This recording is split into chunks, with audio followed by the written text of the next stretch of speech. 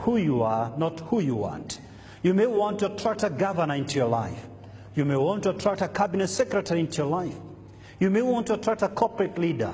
In reality, however, you don't attract who you want, you attract who you are. Like begets like. Just like a young tree, the gardener shapes it, and it takes all the shapes that the gardener so desires. So must you reproduce yourself in the life of your child.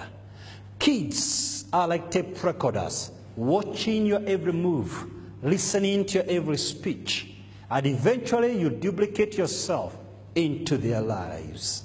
You see what I do in my house every evening? I go and kneel by the bedside of my two children. I bless them every day. I pray for them every day. If I make a mistake of not doing that, they will demand it, because it was installed before they learned how to speak. It's a culture that I cultivated. Number 4, connect with your child. Connect with your child. To connect means to create the time, to deliberately create the time. You see, ladies and gentlemen, we have time for what we value. As I speak to you tonight, there's a phone call that can come and you walk out on me, irrespective of what I'm sharing. There are other people who will be looking for you in the course of this fellowship, but you may never remember to call them back. Tomorrow morning, you will call people depending on who you value and in the order of priority on how you value them. Put it otherwise, we have time for what we value. We have time for who we value. So if you are struggling to choose between making money and your children, if you are struggling to balance between work and your children, you might as well quote me, you don't value your children, you are in deception. Now, I want to pick 2 characters for you, and I trust and hope no one will use this message or distort it for whatever reason. I have deep honor and respect for the late President Nelson Mandela. I honestly believe he was larger than life.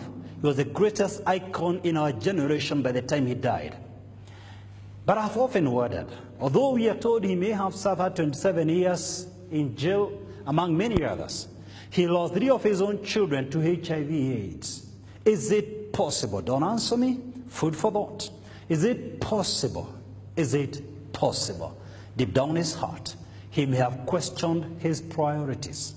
He may have wondered, was it worth it to save a great nation out of the forces of apartheid at the expense of my own children? If I needed to save a great nation and the world at large, then did I need to start a family? Food for thought. I wonder how many listening to this voice tonight would want to reach the epic of their career ladder and lose their own children to HIV/AIDS, to drug abuse, to violence, to crime. The only true Nobel laureate from this nation, Professor Wangari Maathai, on her deathbed, it was reported in the local dailies that the one thing she regretted is that she never spent enough time with her own children. If I may paraphrase the good professor, she learned a little bit too late that parental responsibilities cannot be delegated. You can't pick it up from where you left after gaining the fame and the fortune and then pick it up. The growth of children is irreversible. It won't wait for you to put up apartments and buy land and shares and stocks and then pick it up from your busy schedules from where you left. Once you lose every stage, the change is irreversible. A friend of mine one time told me something very interesting. He was carjacked, taken to Gong Hills, and the crooks were so convinced that he was refusing to part with money. But they were so gracious to give him some 5 minutes to make a last call. And they told him, look, we're going to give you a phone because we're going to kill you in just a moment. Make a phone call to whoever you may want. Please talk to me, talk to me. Talk to me if you can. Who do you think he called? His wife. Oh, what do you think he said? What do you think he said? Talk to me, talk to me. What do you think he said? Kuna mawe nilikuwa nimeacha hapo ya kujenga, sio kimao. Ile mjengo si kumaliza.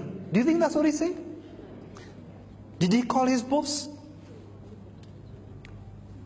Obviously, he's still alive. That's why he gave me the story, so don't be sad. They released him.